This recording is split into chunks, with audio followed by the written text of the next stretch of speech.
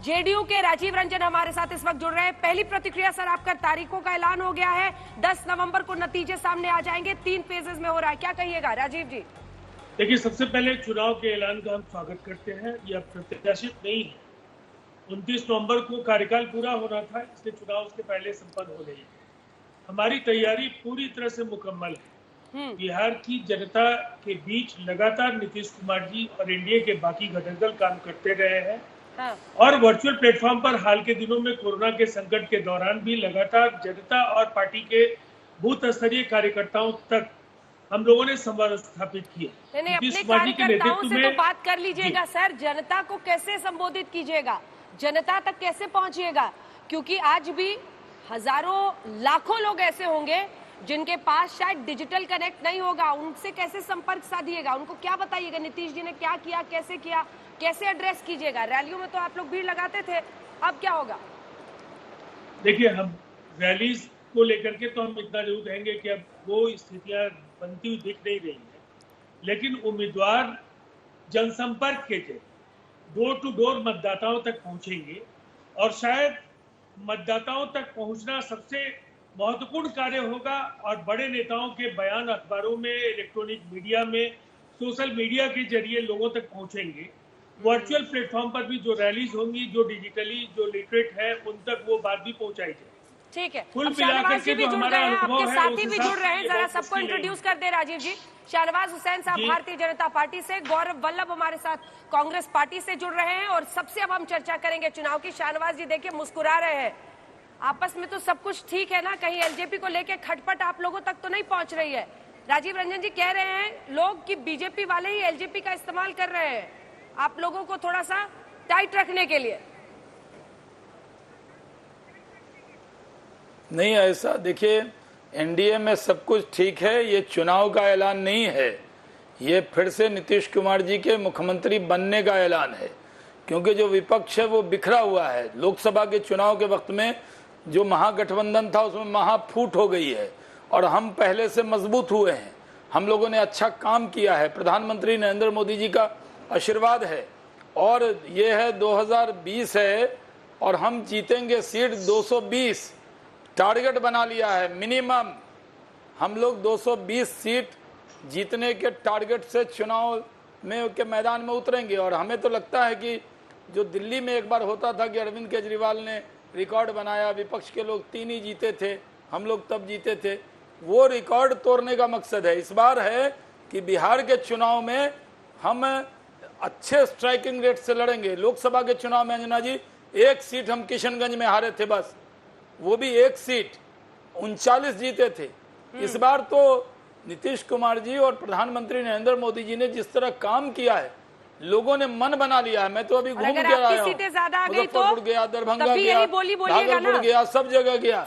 ये बड़ा भाई छोटा भाई वाला मामला निपट गया है ना सर? जी, रिकॉर्ड ज्यादा सीटें आ गई, तब भी नीतीश जी की ही बात कीजिएगा। वैसे नीतीश जी में जादू तो है ही सर, किसी भी गठबंधन के साथ घूम ले, विनिंग गठबंधन उनकी तरफ रहता है। गठबंधन वो बदलते रहते हैं लेकिन जीत उन्हीं की होती है। पर यही बोली रखिएगा ना, अगर आपकी सीटें ज्यादा भी आ गई तो। पटना ने एकदम यही बोली है और बड़ा भाई छोटा भाई नहीं। हमने पटना में आज तक नहीं पूछा था कि आप बड़े भाई छोटे भाई हैं, हमने कहा जी नहीं, हम जुड़वा भाई हैं, एकदम मिलकर काम करते हैं। तो हमें अब बड़ा छोटा मत बताइए, जुड़वा बताइए। नई थ्योरी वो खोज के लाए हैं, जुड़वा भाई। ये बड़ा छोटा हम नहीं करते शाहनवाज जी, आप ही लोगों की खींचतान होती है, उसी से बड़े छोटे का झगड़ा शुरू होता है। गौरव वल्लभ आ गए हैं, देखिए मुस्कुरा रहे हैं आपकी बातों को सुन के। गौरव वल्लभ जी क्यों मुस्कुरा रहे हैं, बताइए ना। गौरव वल्लभ जी, इनकी पार्टी तो क्या गम है जिसे छुपा रहे हैं। एक बार शाहनवाज जी सुन तो लीजिए क्या कह रहे हैं गौरव वल्लभ जी, सुन तो लीजिए उनकी बात को। म्यूट है, सुनिए। बोलिए गौरव जी। मुझे ऐसा लगता है कि जो छोटा था वो अब जुड़वा तक तो आ गया है, अब वो जुड़वा कब बड़ा बन जाए पता नहीं। राजीव जी को सोचना चाहिए।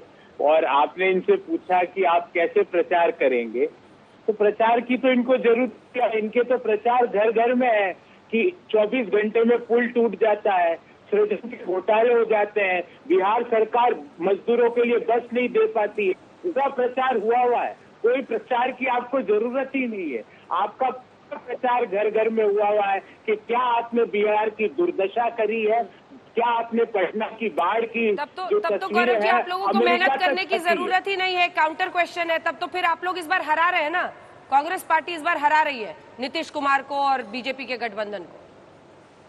अंजना जी, मेहनत तो देखो हमारी फितरत है, हम तो मेहनत करेंगे, जो हमारे को जो करना है, हमारी पॉजिटिव बातें और आइडियोलॉजी को घर घर पहुंचाएंगे।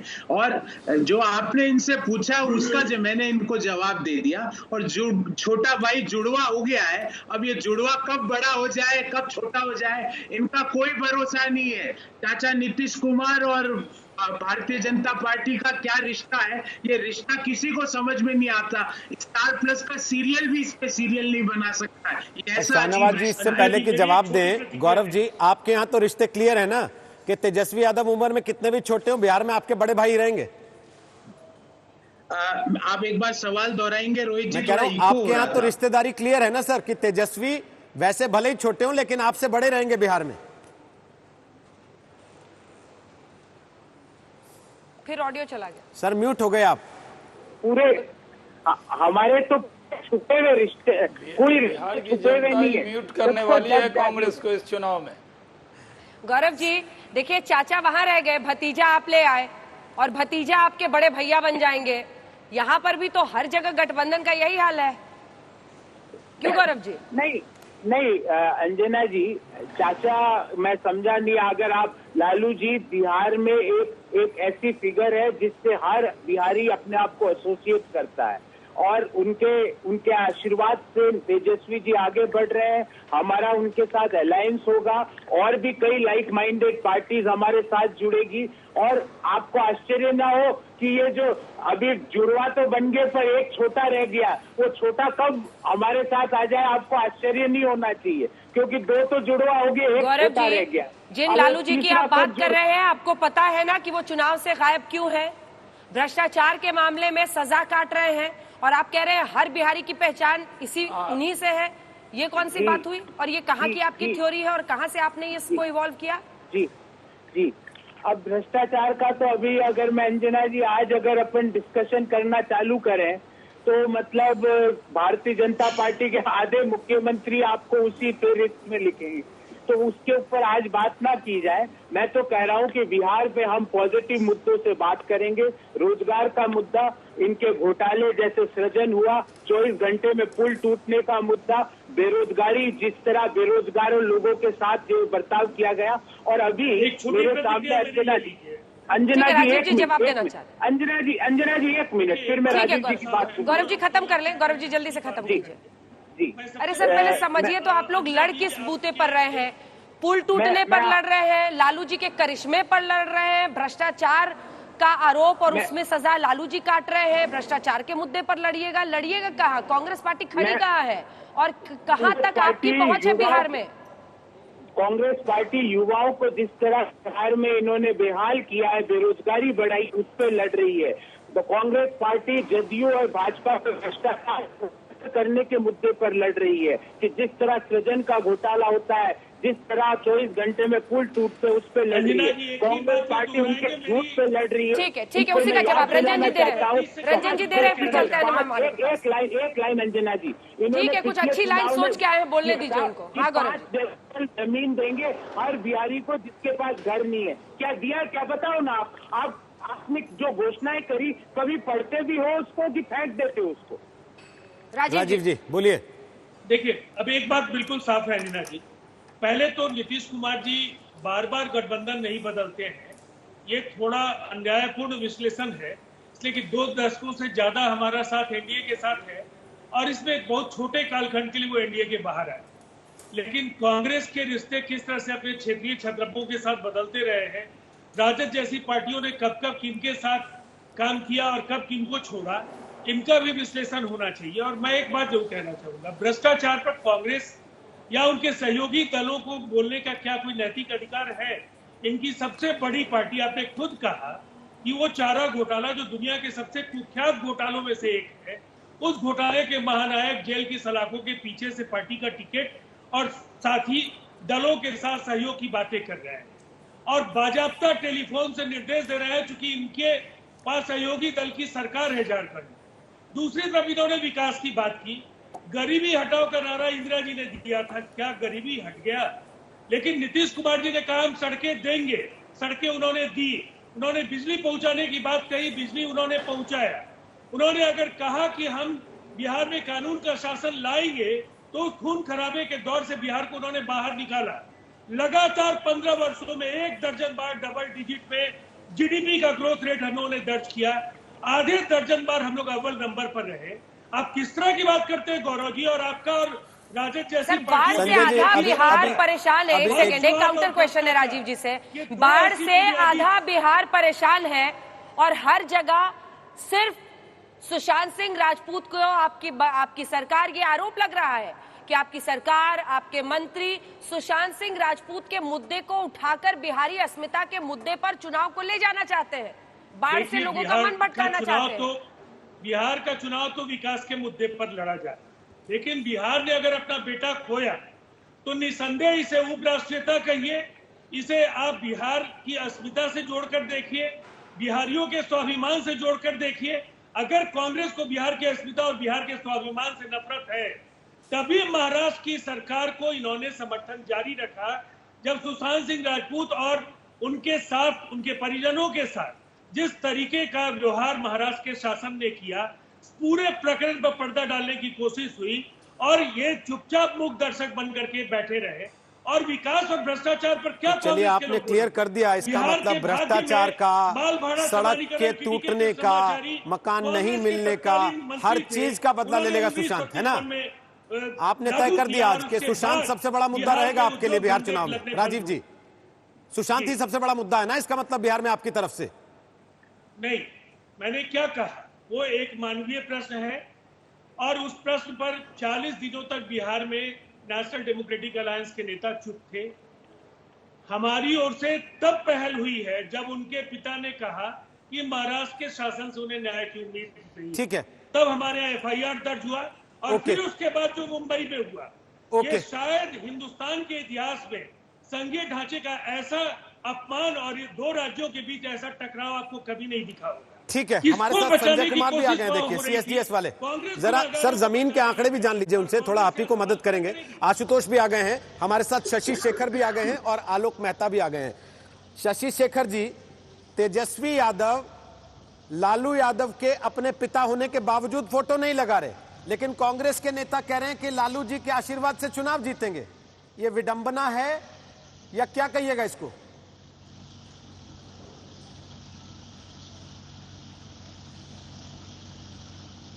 जाने अनजाने अगर किसी का मन आहत हुआ हो, हमारी पुरानी सरकारों में, पुरानी हुकूमतों में तेजस्वी एक नौजवान चेहरा है, उनको ये मालूम है कि यादव और मुस्लिम वोट तो हमें मिलेगा, लेकिन बाकी वोट्स के लिए हमें थोड़ा सा मॉडरेट बनना पड़ेगा। वो उसकी कोशिश कर रहे हैं। तो राजनीति में पोजिशनिंग का महत्व है, वो पोजिशनिंग ले रहे हैं। लालू यादव का अगर वो फ़ोटो ना भी लगाएं तब भी उन्हें मालूम है लालू जी की जो लीगेसी है, जिसको कोई भी कुछ भी कहे पर वो बिहार में है, उसका उनको फ़ायदा मिलेगा। लेकिन मैं इस चुनाव में कई और समीकरण बनते बिगड़ते देख रहा हूँ। कहीं ऐसा तो नहीं कि एनडीए का अपना घर दरक रहा हो, चिराग पासवान कहीं और चले जाएं, कहीं ऐसा तो नहीं कि एक नया समीकरण तीसरी ताकत के रूप में बन जाए, क्योंकि बिहार चुनाव अपने आप में एक बड़ी अपॉर्चुनिटी है बहुत से वहाँ के नौजवान चेहरों के लिए भी। आपने देखा कि जो नौजवान नहीं है, जीतन राम मांझी नीतीश जी को जितना भी वो गरिया सकते थे गरियाया, और अब उनके साथ जाके मिल गए। तो अभी बहुत से मोड़ इसमें आने वाले हैं। आज तो सिर्फ एक औपचारिक शुरुआत हुई है, पर मुझे लगता है जो अगला हफ्ता है बिहार की राजनीति का, ये बहुत दिलचस्प होने जा रहा है। नतीजों पर मैं कोई टिप्पणी अभी से नहीं करना चाहता। ठीक है, मृत्युंजय जी आरजेडी की तरफ से हमारे साथ जुड़ गए। मृत्युंजय जी, पूरी चर्चा इसी बात पर हो रही है कि लालू प्रसाद यादव और उनका जो एक वक्त पर बिहार की राजनीति में वर्चस्व था और एक करिश्माई शख्सियत के रूप में लोग सुनते थे, उनका बोलने का अंदाज, उनके तरीके, चुनाव के वक्त हम लोग भी लगातार उनको कवर करते रहे, कई रैली एक एक दिन में करना, वो मेहनत, और तेजस्वी जी उनकी फोटो ही नहीं लगा रहे, क्या हो गया?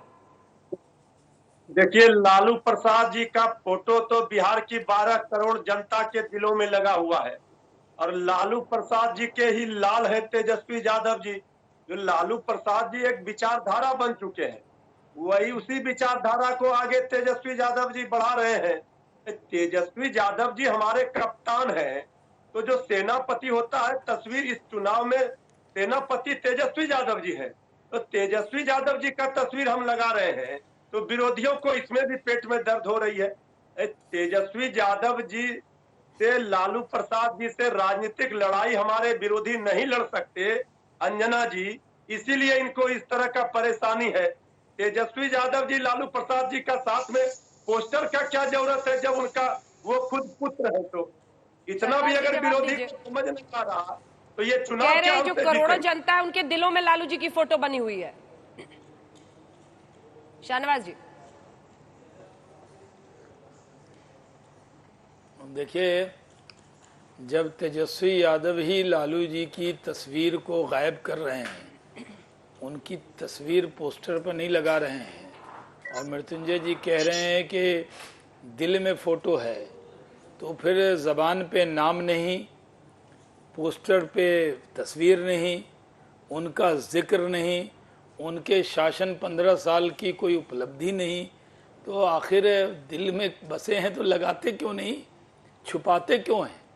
क्या बात है जो लालू जी की तस्वीर को छुपा रहे हैं? आपको लगाना चाहिए, दिल में ही रहने देंगे, बाहर भी लगाइए। इस तरह लालू जी के जेल क्या चले गए, आरजेडी और उनका पुत्र ही उनकी तस्वीर हटा दे, ये तो बड़ा नहीं, मैं कह रहा हूँ मृत्युंजय जी, लालू जी के साथ इतना बड़ा अन्याय क्यों कर रहे हैं आप लोग? उन्हीं की पार्टी है, वही राष्ट्रीय अध्यक्ष है, उन्हीं का लांटेन है, उन्होंने 15 साल उपलब्धि की। मुझे तो देखिए, मैं राजनीतिक तौर पे नहीं बोल रहा हूँ, मैं ये कह रहा हूँ मुझे बड़ा दुख होता है कि लालू यादव जो बिहार के मुख्यमंत्री रहे, उनकी तस्वीर उनकी पार्टी नहीं लगा रही। ये ऐसा न्याय क्यों कर रहे हैं भाई? ये तो मुगल दौर में भी नहीं हुआ था। ये क्या दौर है भाई? तेजस्वी यादव जी को लालू यादव जी के वो बेटे हैं, लालू यादव जी के वो बेटे हैं, और अपने पिता का फोटो क्यों नहीं लगा रहे हैं?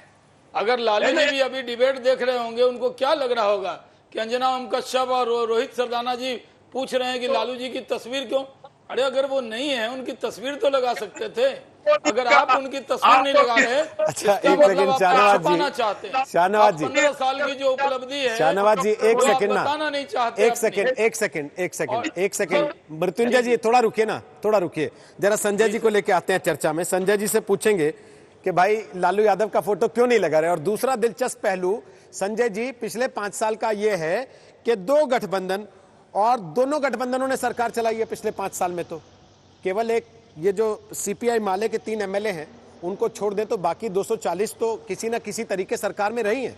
तो कौन किससे जवाब मांगेगा, कौन किसको जवाब दिलाएगा, और उसमें लालू यादव का फोटो क्यों नहीं है, जरा बताइए थोड़ा सा गणित।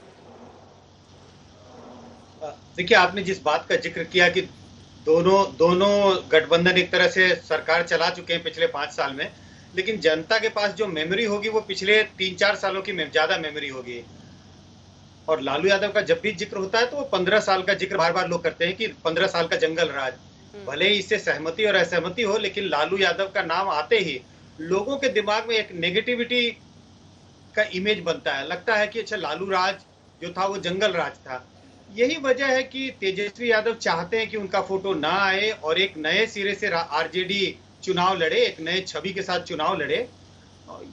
मुझे तो यही लगता है, यही वजह है उनको दरकिनार करने की कोशिश की जा रही है। ठीक है, हो सकता है ये एक वजह रही हो। मृत्युंजय जी कैसे स्वीकार लेंगे? मृत्युंजय जी कहां से स्वीकार लेंगे? और शाहनवाज जी, आप तो बस यही चाहते हैं कि जातीय समीकरण सब कुछ दब जाए, बाढ़ सब भूल जाए लोग, बस बिहारी अस्मिता, सुशांत सिंह राजपूत को इंसाफ।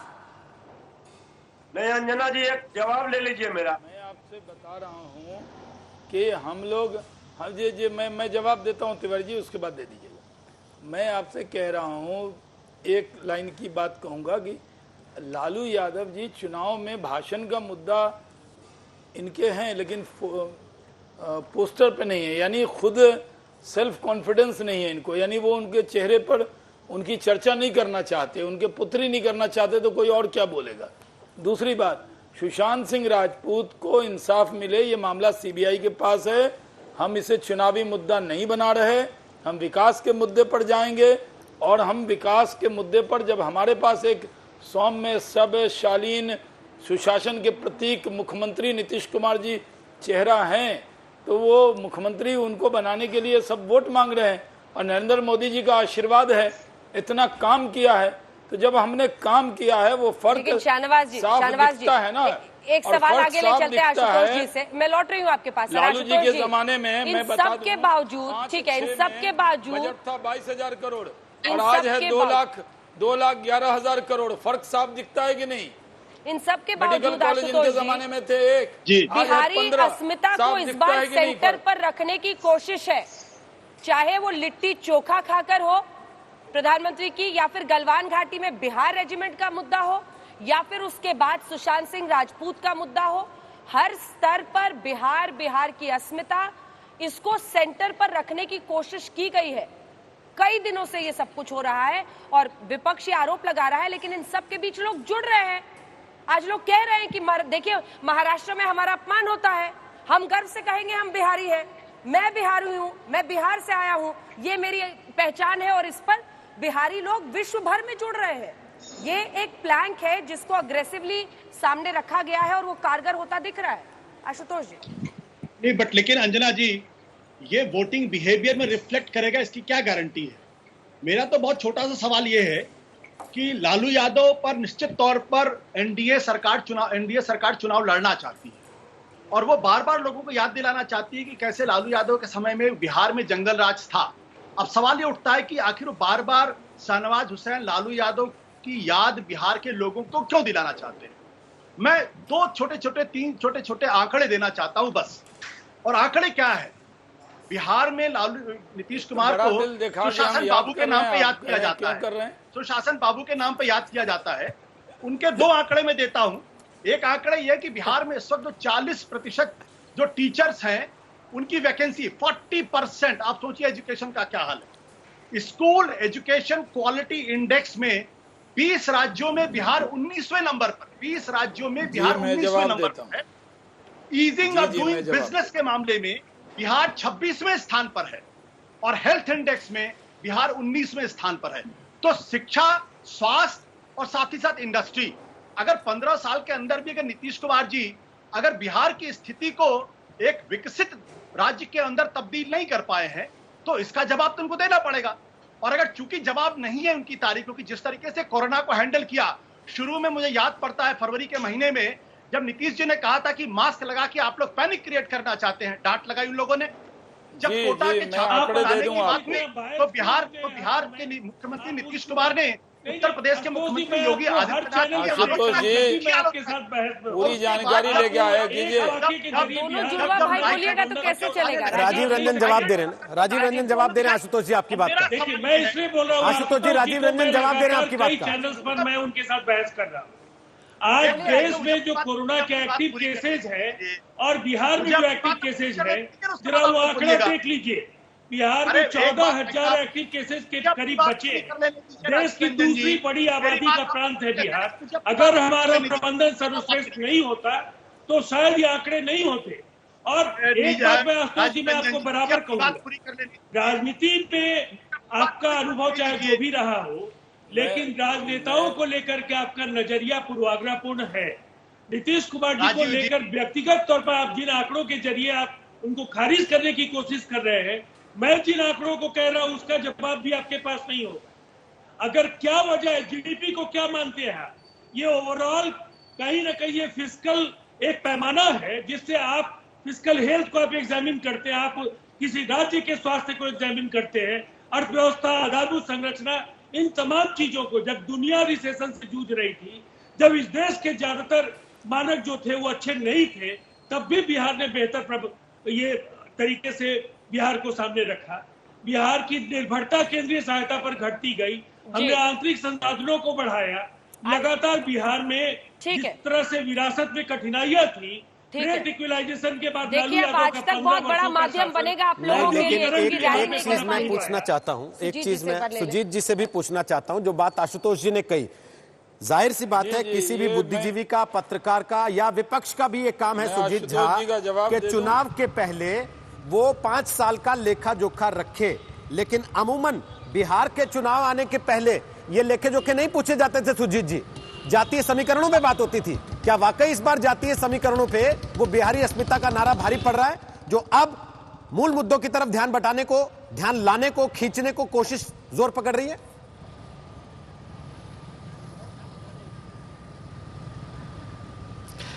देखिए रोहित जी, आपको बहुत दिन नहीं देखना पड़ेगा, कुछ ही दिनों में, एक आध हफ्ते में जब टिकटों का बंटवारा होगा, आपको पता चल जाएगा कि जाति कितना मायने रखता है।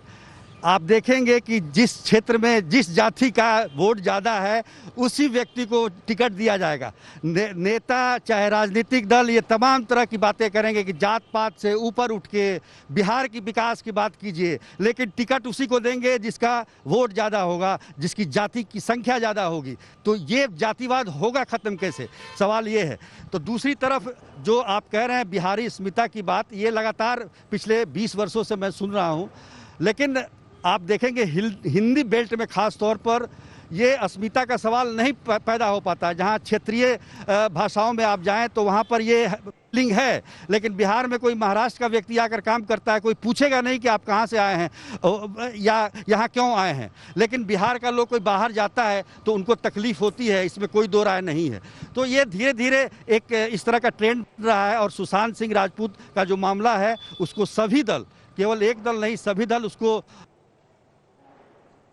अब जो सत्ताधारी दल है उसने तो सीबीआई इंक्वायरी दे दिया और जिस तरह की सारी कार्रवाई चल रही है।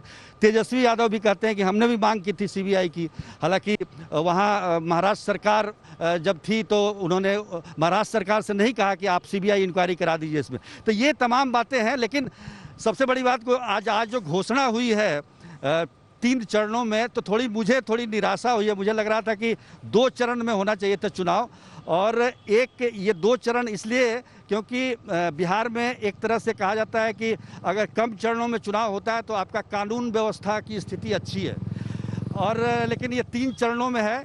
खैर ये 2000 के बाद, 2000 में जो विधानसभा के चुनाव हुए थे उसके बाद ये पहला मौका है जब ये 3 चरणों में चुनाव संपन्न होंगे। 2005 में 4 चरणों में हुए थे, 2010 में 6 चरणों में हुए थे, और 2015 में 5 चरणों में हुए थे।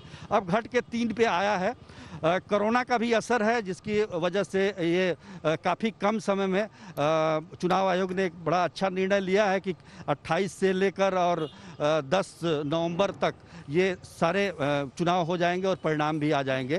तो कुल मिलाकर देखा जाए तो उम्मीदवारों के लिए भी काफ़ी कम खर्च होंगे। वैसे इस बार वैसे भी वर्चुअल रैली करनी है, बहुत ज़्यादा घूमना नहीं है, तो चुनाव भी काफ़ी कम खर्चों में हो जाएगा।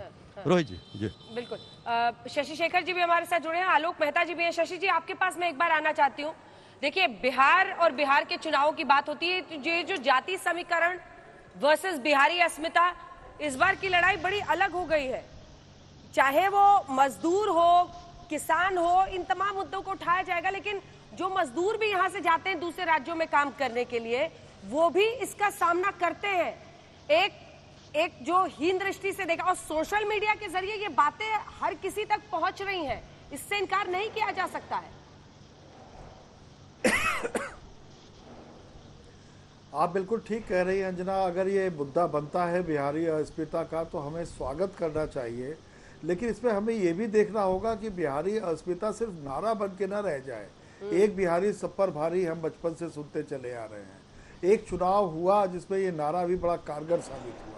तो मैं सिर्फ ये कहना चाहता हूँ कि अगर बिहारी अस्मिता की बात हो रही है तो बिहारी अस्मिता तब बुलंद होगी जब बिहार बुलंद होगा, और बिहार की बुलंदी कितनी है इसको सही तरीके से आंका जाना चाहिए। शशि जी, आप सोचिए ना, शशि जी, अभी जब ये राज्यसभा का विवाद हुआ, सर आपसे ही काउंटर क्वेश्चन है, ये अभी जब किसान कृषि बिल पर राज्यसभा का हंगामा हुआ, फिर हरिवंश जी और बिहार का लड़का, और कैसे वो चाय पिला रहे हैं, और मतलब आप देखिए कि हर मुद्दे को एक नैरेटिव दिया जा रहा है कॉन्शियसली।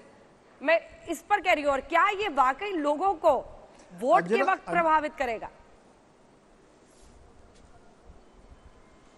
अंजना, सुशांत राजपूत से मैं उनको बहुत पसंद करता था एज एक्टर, मैं उनसे मिला तो कभी नहीं था, लेकिन उनकी मृत्यु यदि आप कल्पना करें 2 साल पहले या 3 साल पहले या कुछ महीने पहले हुई होती, ट्रेजिक मृत्यु जो नहीं होनी चाहिए थी। ये तो बिहार के चुनाव में पहली बार, एक बार मैं फिर से देख रहा हूँ, बिहारी भावनाएं आहत हो गई, बिहारी ये आहत हो गया। लेकिन अगर बिहारी भावनाएं आहत हुई हैं तो बिहार कहाँ है? और बिहार अगर बुलंद हो रहा है तो बहुत अच्छी बात है, इसी पर वोट पड़ना चाहिए। तो बिहारी अस्मिता की बात की जाए तो एक बार ये भी हो कि कितने लोग ऐसे हैं जो कि जिनको टिकट देते समय ये तय किया गया कि ये अस्मिता बुलंद करेंगे।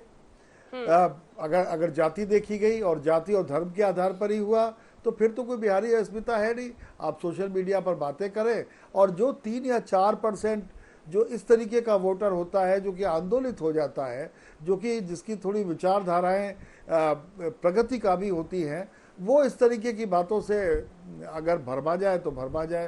पर बिहार का चुनाव जातिहीन नहीं होगा। बिहार के चुनाव में जाति मुद्दा थी, जाति मुद्दा है और इस चुनाव में भी जाति मुद्दा रहेगी अनंत काल के लिए। क्यों राजीव जी? मुझे ऐसा लगता है, देखिए ये कहीं ना कहीं मैं इस चुनाव की बात कर रहा हूं, लेकिन स्थितियां बदल रही है और पहले से जातीय गोलबंदियों की जो शक्ति है वो पहले से उनकी कम हुई। अब मुद्दों की भूमिका अहम है। अगर ऐसा नहीं होता तो राजनीतिक दलों के टिकट के आधार पर उम्मीदवार चुनाव लड़ते। अब स्वतंत्र रूप से आप लोगों को आप प्रभावित कर पाने में आपको सहूलियत नहीं है। तो बदल रहा है बिहार काफी तेजी से और चुनाव सुधारों ने भी काफी हद तक दिशा बदली है।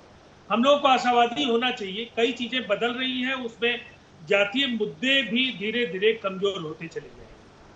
आशुतोष जी, आप उनके जवाब से प्रभावित नहीं हुए थे तो इसीलिए मैं आपको फिर से टाइम दे रही हूँ काउंटर क्वेश्चन के लिए, और इस बार जुड़वा भाई शाहनवाज जी जवाब देंगे। अब इन्होंने घोषित कर दिया है कि बीजेपी और जेडीयू छोटे भाई बड़े भाई नहीं है, हम जुड़वा है। अपना सवाल पूछ लीजिए आशुतोष जी। नहीं, मैं तो बहुत साफ बात करता हूं कि आपको बिहारी अस्मिता की जरूरत क्यों पड़ती है। आप बोलिए ना कि 15 साल में हमने बिहार को स्वर्ग बना दिया, जंगल राज से स्वर्ग राज हो गया है। अगर आप इस पर वोट मांगिए ना, आप इस पर वोट नहीं मांग रहे, आप लोगों को लालू यादव की याद दिला रहे हैं, आप लोगों को सुशांत सिंह राजपूत की अस्मिता की याद दिला रहे हैं। मैं कहता हूं कि 2018-19 में बिहार का जीडीपी ग्रोथ 11.9% था, मैं तो एक्सेप्ट करता हूं उसको। लेकिन ये भी तो बताइए ना कि बिहार पिछले, आपका बेस कितना कमजोर था, पहली बात तो ये है। और आपको शायद भूल गए कि जब मैं IBN 7 में था तो आपके राज्य को सबसे तेजी से प्रगति करते वाले स्टेट के तौर पर पुरस्कृत भी IBN 7 ने किया, तब मैं उसका संपादक हुआ करता था। आप शायद भूल जाते हैं। आज जब मैं आपके सामने अगर मैं आंकड़े रख देता हूं तो आप लोगों को लगता है कि मैं व्यक्तिगत तौर पर कोई बात कर रहा हूं। बेसिक सवाल यह है कि नीतीश कुमार जी को आज ये कहना चाहिए कि 15 साल में मैंने बिहार को स्वर्ग बना दिया और इस पर आप मुझे वोट दीजिए।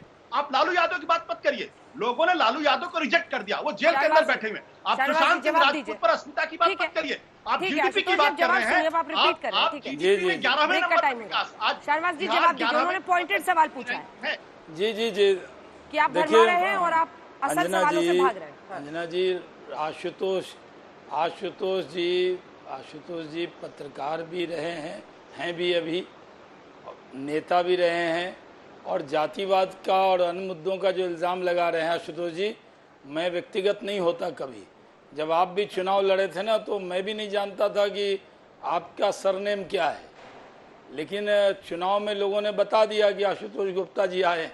और खास तौर पे बिहार की जनता जो है वो तैयार है, चाहे किसान हो, चाहे मजदूर हो, चाहे नौजवान बेरोजगार हो या बिहार का गरीब हो, बिहार की जनता ने तय कर लिया है कि इस बार परिवर्तन होकर के रहेगा।